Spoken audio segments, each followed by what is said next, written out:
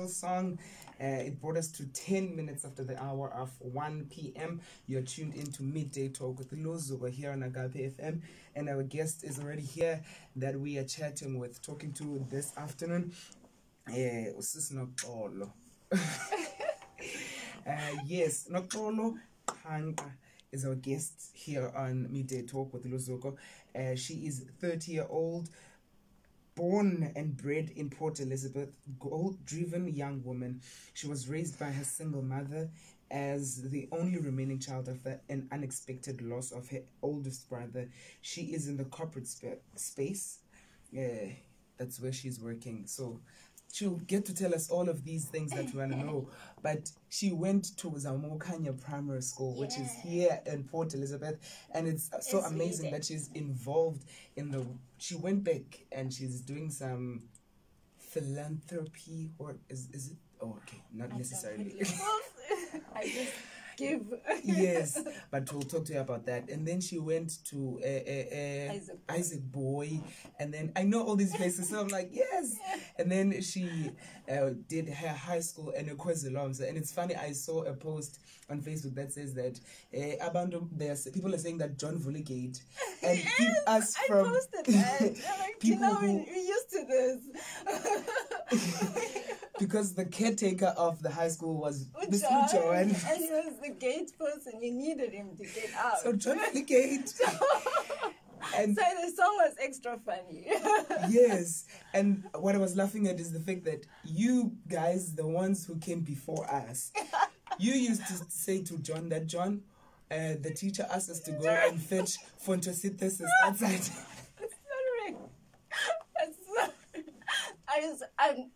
I never did that. I watched.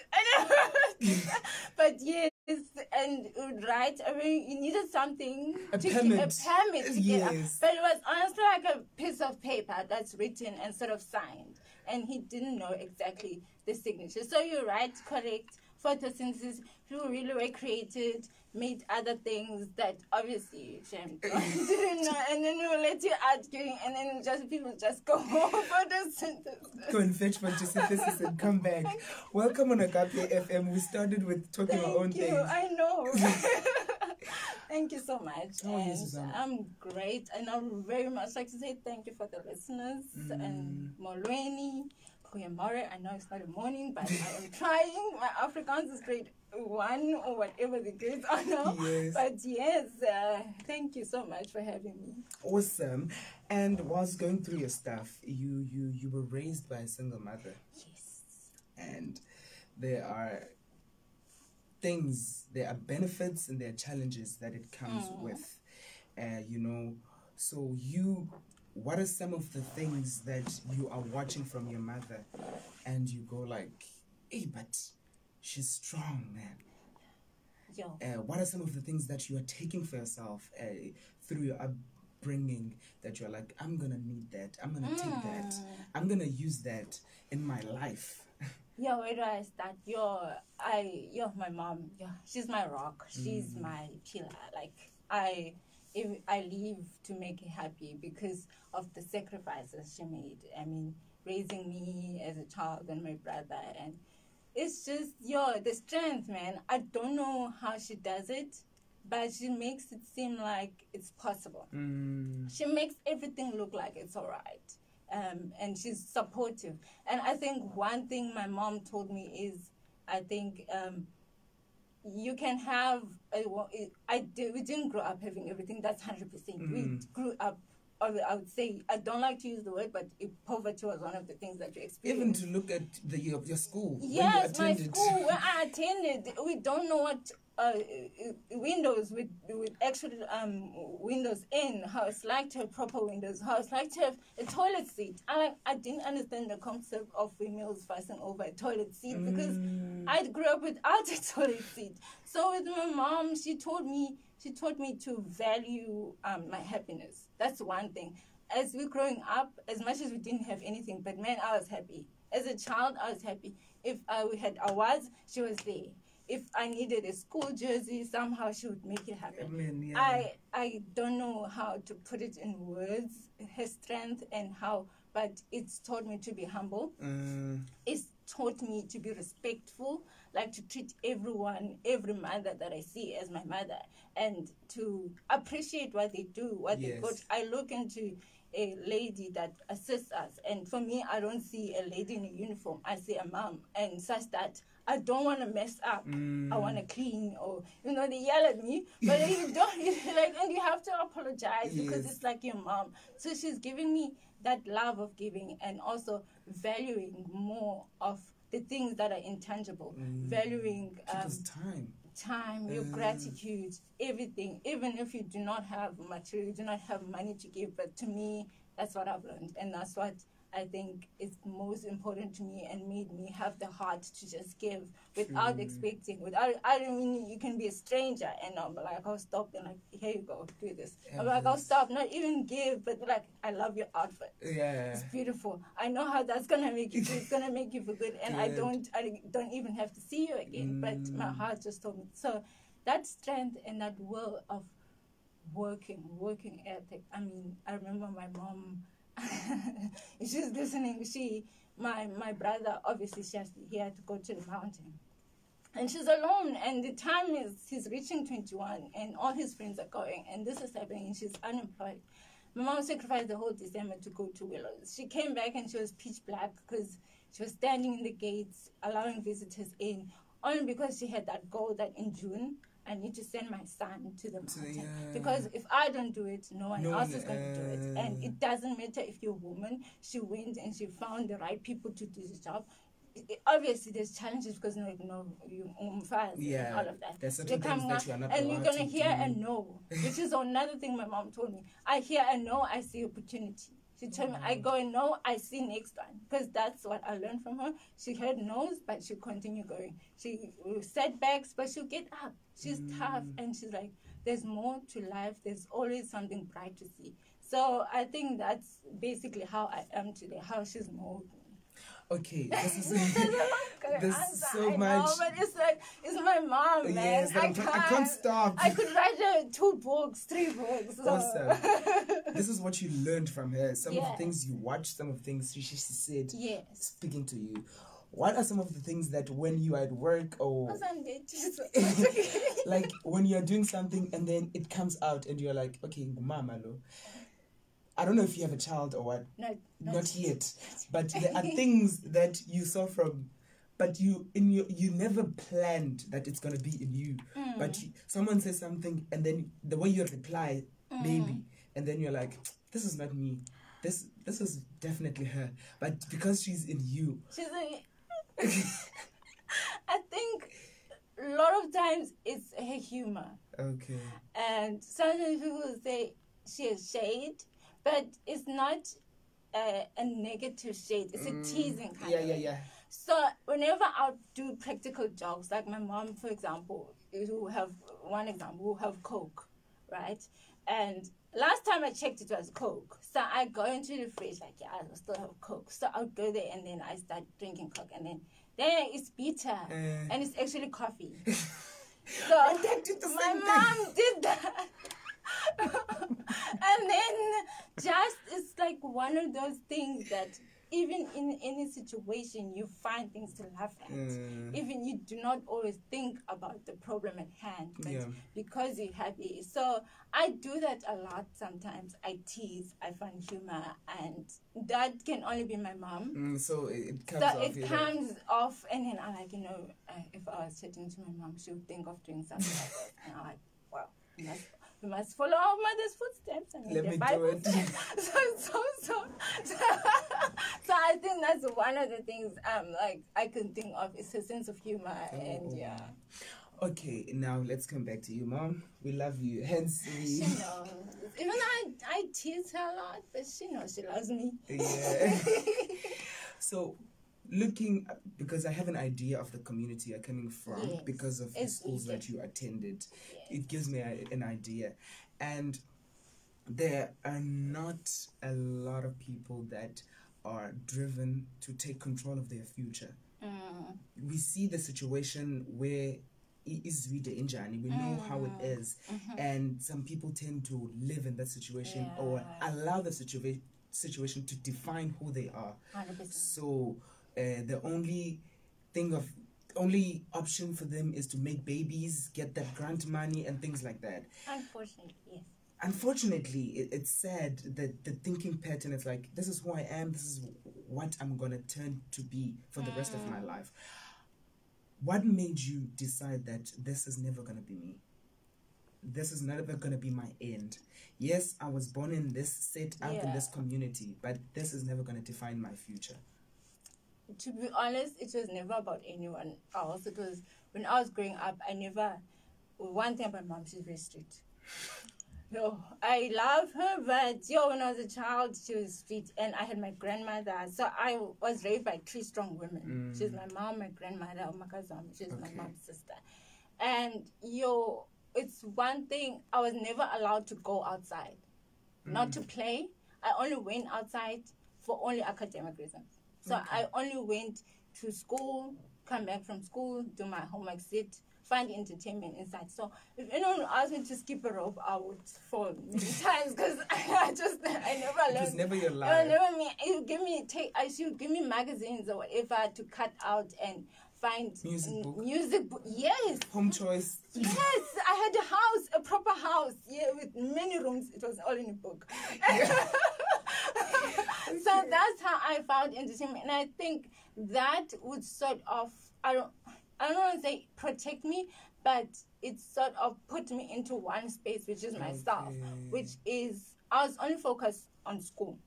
So my mom would be like, okay, you need to get school. Everything to me was around school. I did music at school. Has to be school. If there's netball, she'll ask, is it school?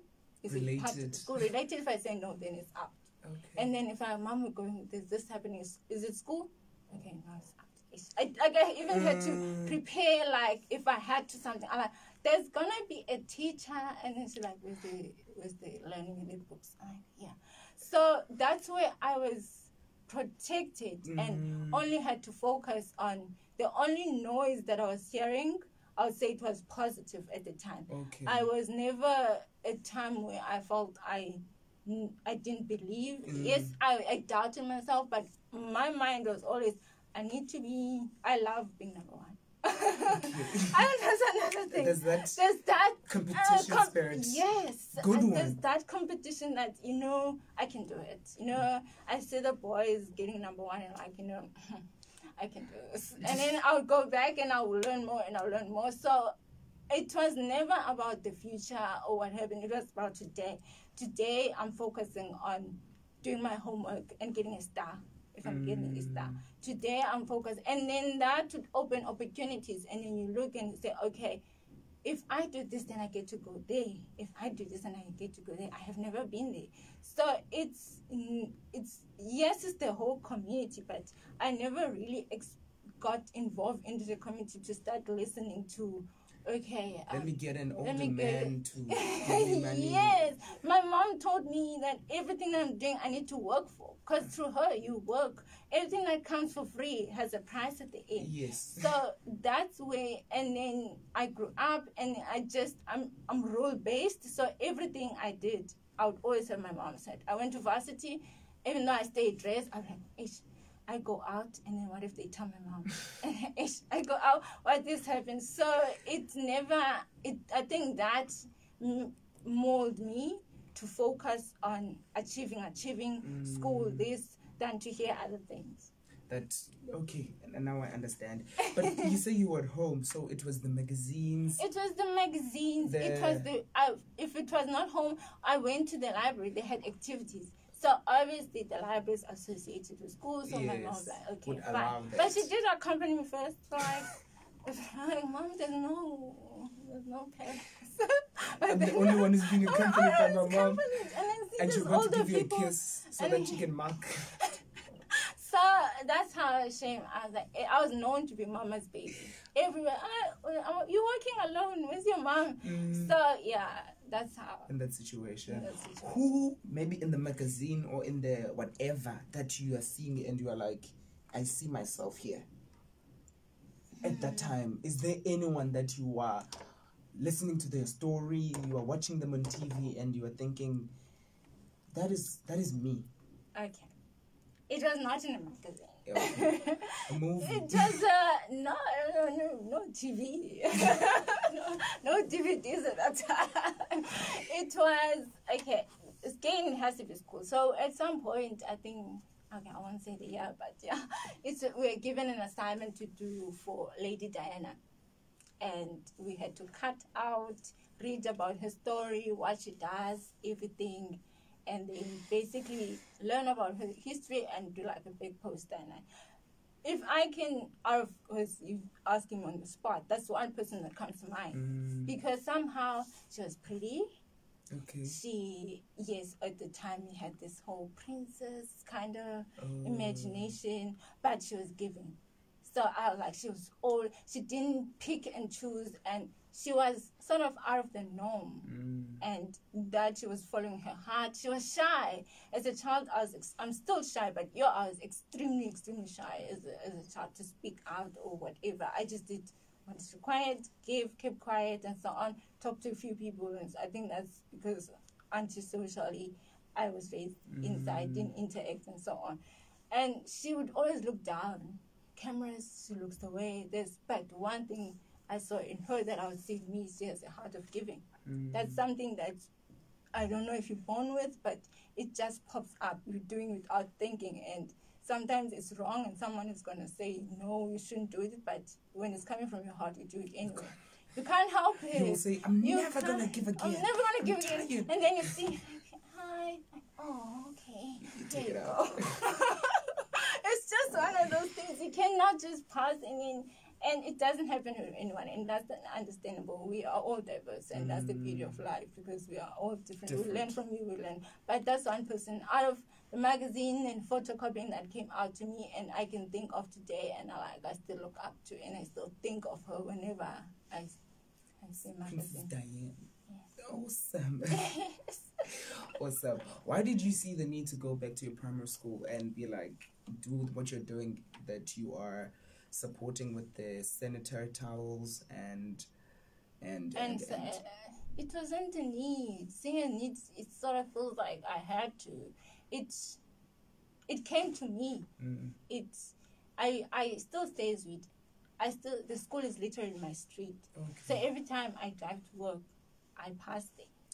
Every time, and I don't like what I see, and I was scared at first, but you can up one buzz or what are people gonna say and so on. But there comes a point, I think this was last year, where I was asked by Pastor K from RAC to collect clothes. So I mean, I'm like, okay, fine. Let me randomly put a status on my WhatsApp. If you have old clothes, let me know. I will just come fetch them. I mean, it's WhatsApp is my friends and close people, so it's not out there. Like, I don't have to go post and make posters and all that. But the response was amazing. Yes. The people were willing. Like, I have clothes there. I'm in Motherwell, can come fetch. I'm here. Can I bring it to work? And I was like, if I can do that, and there's something that's close to my heart that I've been looking and it's been eating me, why can't I do that? So I just started by doing that. And like, this year, let me just try new things. And this thing is knocking. When something is knocking into your heart, and each and every way you go, you're sort of seeing the signs. You see a school child. You see this, you see that. So I just decided that I'm going to do that and see how it goes. I have no obligation. I'm a former scholar. All I need to do is to go to collect and give. So it started from there, really. There was positive feedback. People are very giving. They're very giving, and you'll be surprised. And it's so nice to actually see, like, no, I'll be willing to do this. I'll be willing to do that. So the uniforms was the first start, and that went well. So I decided, I love this, and I enjoyed each and every moment. It wasn't obligated. It was like a game. You didn't feel the pressure. I woke up and they're like, oh yeah, what are we collecting today? Yes. Like, oh yeah, come, yes. And it didn't feel any pressure. I did it, and I'll do it over again and again and many, many times. Wow. Because it's in you, it's as in you say. It's like someone made an example to me, an artist. They see, or a designer, they see a garment. And for me, I just see a cloth. But they see beyond that. They see that we can make this into a wedding dress. We can make this into a traditional dress if I add this and this. And I'm like, but I could never see that. Same as for me, it just feels natural. Like, and I can't ignore it because it will. I need to do it. It persuades you. Yes, and it comes to me. I don't need to go and chase it. That's the amazing thing. But I think when you're passionate about something, it comes to you. Then it finds a way to. It finds to a way to you. Yeah. It's like a soulmate. Yeah, and also another thing that you're passionate about is women knowing themselves, knowing their strength, knowing their abilities, and not allowing the society to define where they can reach or where they can go. That's one thing that triggers me the most out of things. Being told as a woman that you can't do something, or being told as a woman, at the younger age it was that girls can't do maths in high grade all time. And then I was like, but I can. I play chess. Chess is male dominated, and I was like, we were 2 girls at the time, and man, it felt good beating boys. I'm not gonna lie, it felt very nice because they have that thing and they look at you and they're like, you're a girl. What and they're like, you have no idea. So it triggers me the most. I think it's because I'm raised by powerful 3 women, which is my mom, my grandmother. And I think they did an exceptional job without calling myself, but I feel like they did it all. They did all they could. And the fact that my mom was able to achieve something that is men-dominated, which is being able, like I said, to take my brother to a mountain and so on and so on. And, it's one of those things. And I would fight for that. And I would fight. And every time I see a woman or girl who doesn't see how beautiful they are, I see an opportunity. And then I'm like, you need to hang around with me more often. That could possibly change in a day or 2 or 3, because I will brainwash you. Like every day, literally, I will tell you how amazing you are until you believe, and I'll tell you that you have so much potential. Because you do have potential. What makes you think that you don't? Okay, so then, because I'm assuming that it comes from within. So you know yourself that you are beautiful. You know that you are good at what you're doing. You know that you have so much to offer to the world and to the community and all those things. I should come here more often. So it comes from within, right? It comes from work, not being within. It wasn't always there. Yes, that was my question. It was not yours. When did the click come to say that? Hey man, actually, I have something to offer. It wasn't like for example, they say when you're 30, this is happening, and get all this, or when you're 21, this is happening. It was a bit by bit, man. It was starting with the weight, being underweight. They used to say I need to put rocks. I need to put the rocks when I go to school. Can I tell you a story? I went to buy a pie somewhere, and then the lady who was selling me the pie was like, "Yeah, what are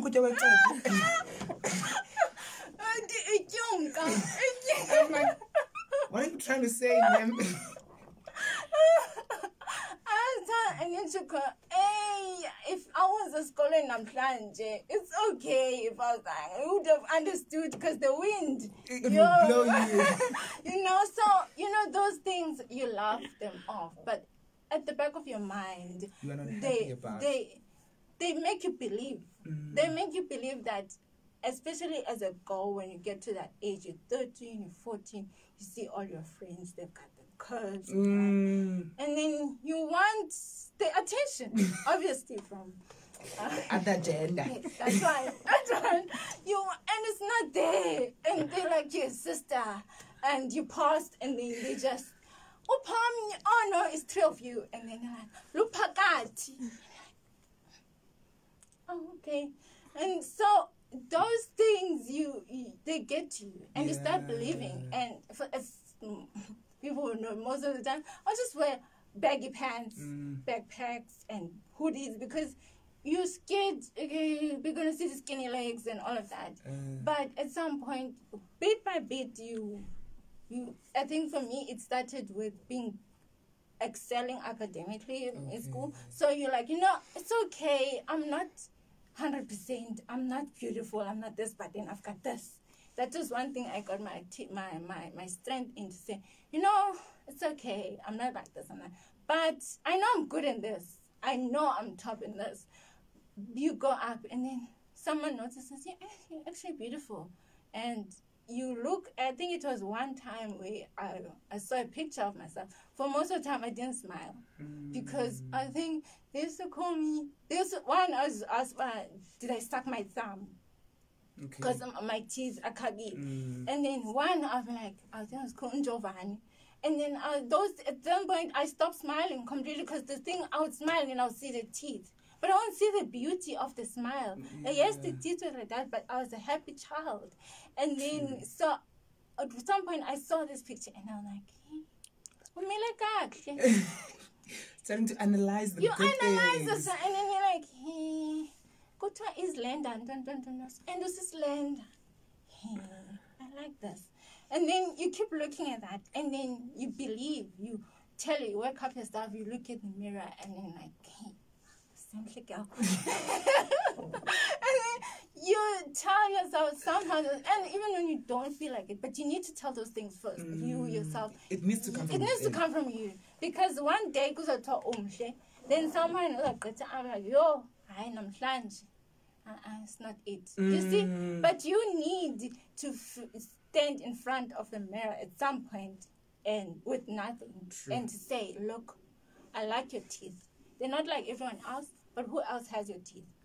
Only you. I like that you are shaped the way you are. I like that you have a toe that's almost missing. It's you. If you look at the biology or whatever, there's like a few people in the world with that deformity. What does that make you? You're special. Every day, if you're able to look into yourself wearing nothing and love yourself, when you can wear anything and you'll be happy and you can come wearing something that's long, short, whatever, but the fact that you love that and you're happy, you would look beautiful. And whoever says what, it doesn't matter. It doesn't the compliment, whatever, the teasing that comes after, you're like, and someone will come and be like, good. You're amazing, you're coming, I'm like, thank you. I know. Then you notice too. You see those things, and it's not you're gonna wake up, you're gonna feel shy a bit. But younging, you need to build it every day. Your mood, whatever your attitude, every day is like you're feeling a cup, you're feeling and planting. You're not just. Fortunately, when I was growing up, there were girls who are, we are 10 or whatever. This girl is like, and I'm like, how? But we're not all like that. Born like that. You can look at them and you admire them and you're like, no, one day I'll be, you mustn't look at them and be jealous and I must get archie or something like that. You must look at it, I must admit at first it intimidated me. That was the thing. You're not allowed as a woman to stand up and voice out. Why is she loud? No, she's loud. Why is she laughing like that? It's like wrong, but no. You look at that and she's bold. At a young age, that's incredible. And I want that. True.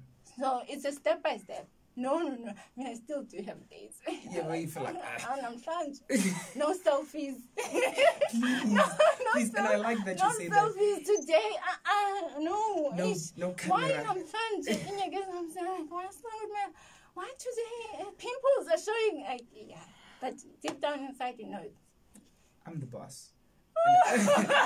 Awesome. And what I love about what you just said is that it's a work in progress. People think that because you feel good about yourself, because you have confidence, because you feel like I can conquer whatever comes my way, because you woke up and immediately. It's not magic. Yeah, and sometimes it's affirmation. If you wake up, you're like, I'm the most beautiful woman in the world. Like, you don't feel that way, but you hear it. And then it influences how you feel, and then you believe it. You go to an interview, you're scared, but you tell yourself, you know what, I've got this. They need me. You tell yourself, and you go there, you feel it. And you take what's yours. You take what's yours. One more thing I'm interested in finding out: when other young girls are looking at you, what do you want them to take without you saying a word? Because you will be invited for talks. Awesome. You're invited for Umdana is doing a 21st and they want you to be the guest speaker. Awesome. That's great. There's a graduation party and they want Noxolo to come and speak words over their lives. That's great. We'll hear you speak.